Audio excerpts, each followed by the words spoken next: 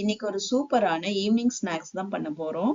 Bread and potato வச்சு பக்கோடா பண்ண போறோம். வாங்க எப்படி செய்யலாம், என்னென்ன பொருள் தேவை அப்படின்றத பார்த்துடலாம். ஒரு பேசன் எடுத்துக்கலாம். நான் 4 பிரெட்டை நல்லா அரைச்சி பொடி பொடியாக ஆக்கி எடுத்திருக்கேன். நீங்கள் இதை பிரெட்டை ஊற வச்சு கூட பிச்சு போட்டு எடுத்துக்கலாம். இதை ஃபஸ்ட்டு ஒரு பவுலில் ட்ரான்ஸ்ஃபர் பண்ணிக்கலாம். இப்போ ஆனியன் நீல வாக்கில் அரிஞ்சு எடுத்திருக்கேன். 2 பெரிய சைஸ் ஆனியன் எடுத்திருக்கேன். அதையும் ஆட் பண்ணிக்கலாம் கூட.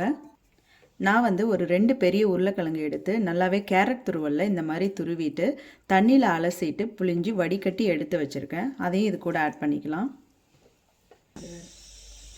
3 பச்சை மிளகா எடுத்திருக்கேன். இதை பொடிசாக நறுக்கி இதையும் ஆட் பண்ணிக்கலாம். கொத்தமல்லி ஒரு கைப்பிடி அளவுக்கு எடுத்து பொடிசாக நறுக்கியிருக்கேன். இதையும் சேர்த்துக்கலாம்.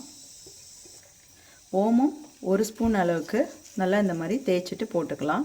வாசனைக்காக நல்லாயிருக்கும். 1 ஸ்பூன் அளவுக்கு இஞ்சி பூண்டு விழுது எடுத்துக்கலாம். இதையும் சேர்த்துக்கலாம். உப்பு 1 டேபிள் ஸ்பூன், தேவைக்கேற்ப நீங்கள் சேர்த்துக்கலாம் எக்ஸ்ட்ரா. கடலை மாவு 1/2 கப் எடுத்துக்கலாம். கார்ன்ஃப்ளவர் 1/4 கப் அளவுக்கு. ஆல் பர்பஸ் ஃப்ளோர் ஒரு 2 டேபிள் ஸ்பூன் அளவுக்கு எடுத்துக்கலாம். ஆல் பர்பஸ் ஃப்ளோர் ஆப்ஷனல் தான், உங்களுக்கு வேணும்னா ஆட் பண்ணிக்கலாம். கசூரி மேத்தி கொஞ்சமாக எடுத்திருக்கேன். நல்லா இந்த மாதிரி நல்லா தேய்ச்சி விட்டு அதுக்கப்புறம் ஆட் பண்ணிக்கலாம். ரொம்பவே வாசனையாக இருக்கும். சோடா உப்பு இட்லிக்கு போடுறோம் இல்லைங்களா, அது கொஞ்சமாக ஆட் பண்ணிக்கலாம். ஜீரகப்பொடி 1/4 டேபிள் ஸ்பூன் அளவுக்கு. தனி மிளகாத்தூள் 1/2 டேபிள் ஸ்பூன் அளவுக்கு. இப்போ நல்லாவே எல்லாத்தையும் மிக்ஸ் பண்ணி விட்டுக்கலாம். ஃபஸ்ட்டு இந்தளவுக்கு நல்லா பிசைஞ்சாச்சு. தண்ணியெல்லாம் நான் ஆட் பண்ணவே இல்லை, ஏன்னா பொட்டேட்டோலேயே நமக்கு நிறைய தண்ணி இருக்கும். அதனால் இந்தளவுக்கு இருக்குது பாருங்கள். இந்தளவுக்கு நல்லா திக்காக இருந்தாலே போதும். ரொம்ப தண்ணியாகவும் இருக்கக்கூடாது, ரொம்ப திக்காகவும் இருக்கக்கூடாது. இப்போ நம்ம எண்ணெய் ஊற்றி நல்லா ஹீட் பண்ணிக்கலாம். ஆயில் நல்லா ஹீட் ஆகிடுச்சு.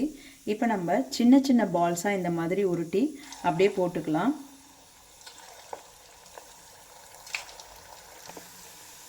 எல்லாத்தையுமே போட்டாச்சு. இப்போ லைட்டாக இந்த மாதிரி லைட்டாக திருப்பி விடலாம். அப்போ தான் நல்லா குக் ஆகும். எல்லா இடத்துலையும் கலர்லேருந்து நல்லா மாறி வரும். பாருங்கள், எல்லாமே நல்லா கலர் மாறிடுச்சு, பொன்னிறமாக மாறிடுச்சு. இந்த ஸ்டேஜில் நம்ம எல்லாத்தையுமே எடுத்துடலாம். வேறு பிளேட்டில் மாற்றிக்கலாம். இதே மாதிரி இப்போ எல்லாம் ரெடி பண்ண பேட்டர் எல்லாத்தையுமே நம்ம போட்டு எடுத்துக்கலாம். சூப்பரான பிரெட் அண்ட் பொட்டேட்டோ வச்சு பண்ண பக்கோடா ரெடி ஆயிடுச்சு. இதை நீங்களும் வீட்ல ட்ரை பண்ணிட்டு எப்படி இருக்குன்னு கமெண்ட்ல சொல்லுங்க.